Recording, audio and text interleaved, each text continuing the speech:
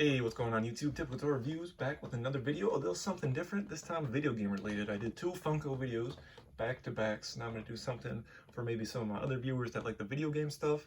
I'm going to go through my sealed game collection. And now most of these games cost me $5 or less. I found most of them on clearance. Now there's some exceptions here, and I'll go through the prices as I reveal each one. But I was inspired to start collecting and keeping games sealed just because a YouTube video I saw a long time ago where my man went to, I don't know if it was a Facebook ad, but the dude had a whole bunch of sealed collector's editions and stuff, and I'm like, man, maybe one day these games would be worth something.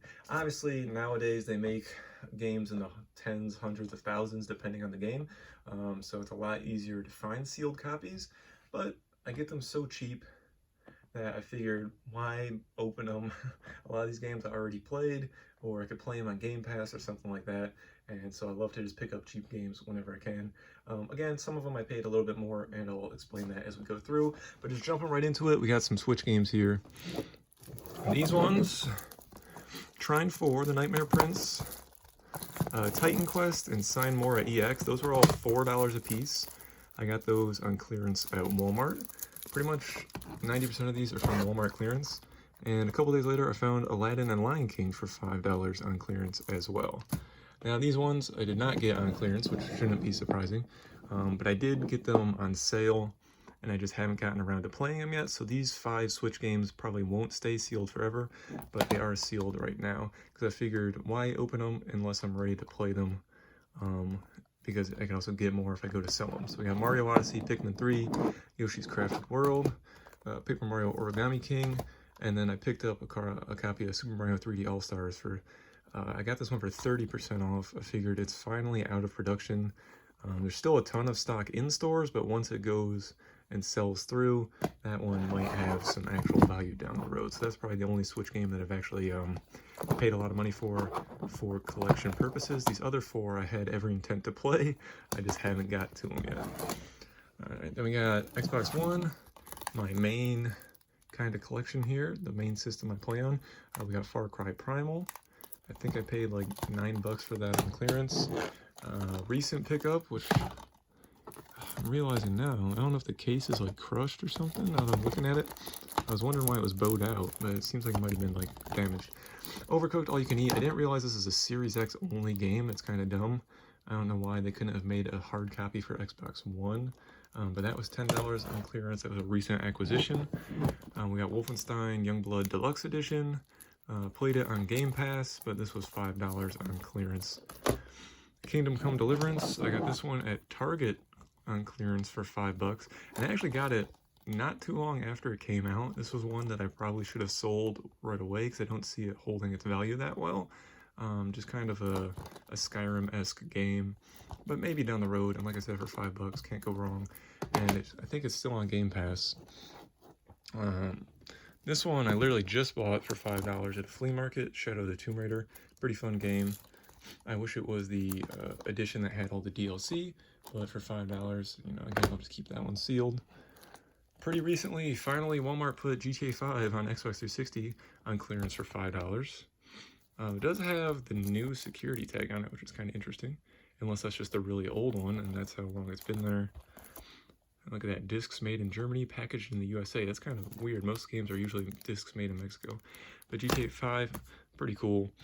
Finally, they also put Portal 2. You can see, eventually they went back and rebranded these to plays on Xbox One. This is just a sticker on the outside.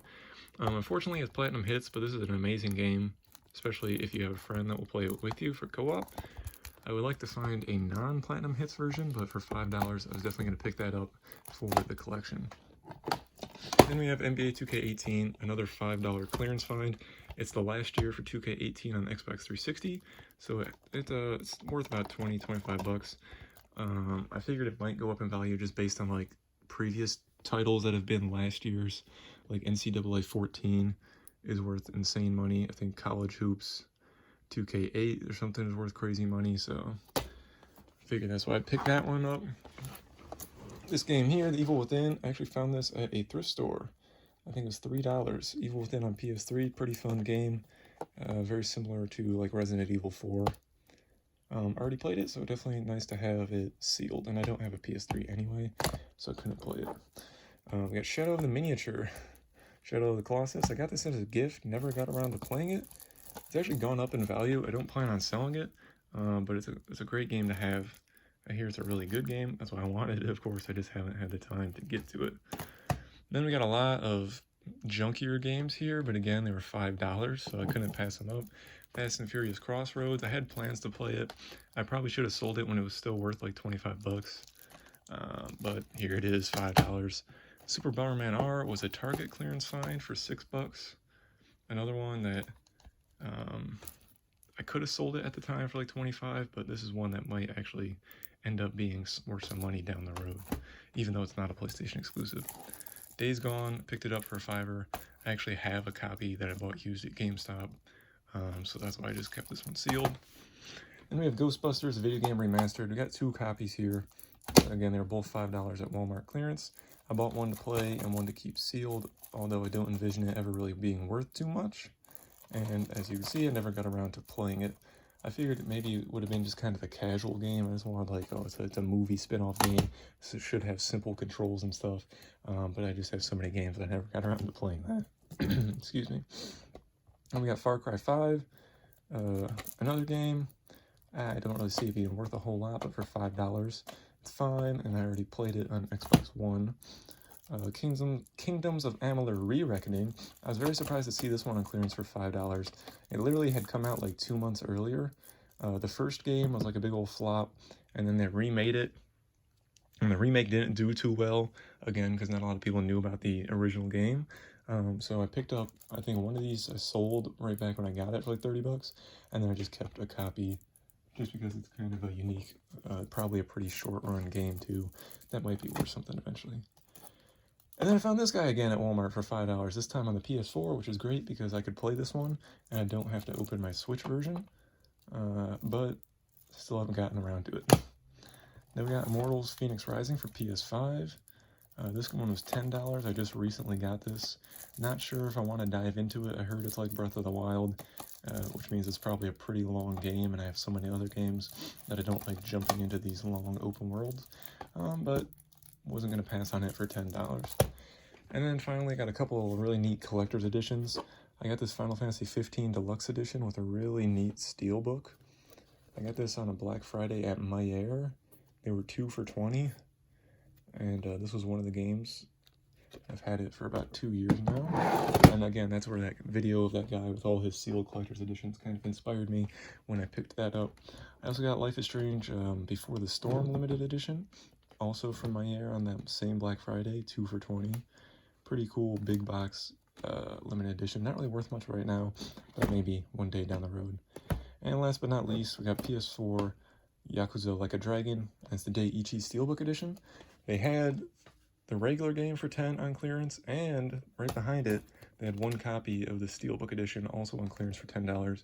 So you definitely know I got the Steelbook version and not the regular version, but that was on Walmart clearance, pretty recent acquisition.